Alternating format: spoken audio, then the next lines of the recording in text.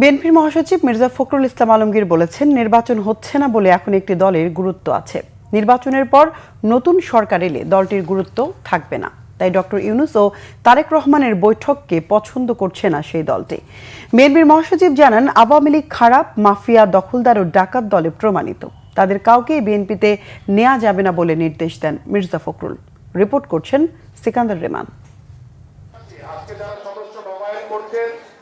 ঢাকা মহানগর উত্তর বিএনপি আয়োজিত নতুন সদস্য সংগ্রহ কর্মসূচির উদ্বোধন করে বিএনপি মহাসচিব মির্জা ফখরুল ইসলাম আলমগীর বলেন, যারা রাজনীতি করেনি, ভালো মানুষ, তাদেরকে বাছাই করে দলে নিতে হবে। বিএনপির বদনাম হয় এমন কোনো কাজ না করতে দলের নেতাকর্মীদের নির্দেশও দেন তিনি।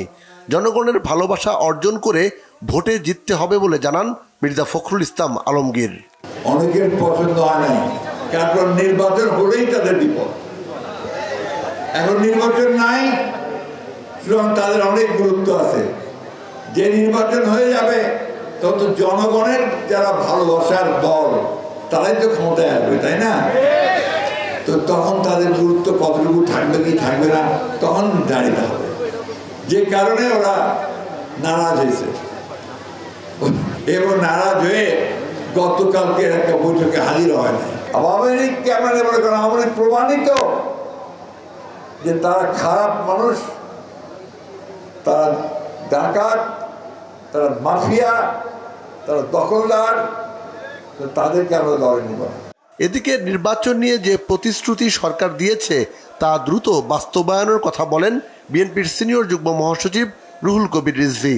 নরসিংদী জেলা বিএনপির নবনির্বাচিত নেতাদের সাথে নিয়ে বিএনপির প্রতিষ্ঠাতা শহীদ রাষ্ট্রপতি জিয়াউর রহমানের মাজারে শ্রদ্ধা নিবেদন করেন তিনি। পরে সাংবাদিকদের রিজভী বলেন, বিএনপি অন্তর্বর্তী সরকারকে সমর্থন দিয়ে যাচ্ছে, তবে অতীতে গায়েবী মামলা দিয়ে যারা নির্যাতন করেছে তাদের এখনও কেন আইনের আওতায় আনা হয়নি, এমন প্রশ্ন তার। আমরা একটি অবাধ সুষ্ঠু নির্বাচনের মধ্যে দিয়ে জনগণের নির্বাচিত সরকার গঠিত হবে। সেই ক্ষেত্রে প্রধান উপদেষ্টার যে অঙ্গীকার, তিনি সুস্পষ্ট ভাষায় যে কথাগুলি বলে এসছেন, আমার মনে হয় সেটিরই প্রতিফলন ঘটবে, বাস্তবায়ন হবে। জনগণের অধিকার আমরা প্রতিষ্ঠা না হওয়া পর্যন্ত আমরা আমাদের কর্মকাণ্ড আমরা চালিয়ে যাব এবং সাংগঠনিকভাবে আমাদের সেই দায়িত্ব অর্পণ হয়েছে। সেই দায়িত্বটা আমরা ন্যায়, নীতি, সততা, নিষ্ঠার সাথে পালন করে আমরা অনন্য দৃশ্যতা স্থাপন করব, এটাই আমাদের প্রতিশ্রুতি। বিএনপি চেয়ারপারসন বেগম খালেদা জিয়া ও ভারপ্রাপ্ত চেয়ারম্যান তারেক রহমানের নেতৃত্বে দল এগিয়ে যাচ্ছে উল্লেখ করে বিএনপি নেতারা বলেন, সংকট এখনও কাটেনি, গণতন্ত্র প্রতিষ্ঠায় এখনও অনেক কাজ বাকি।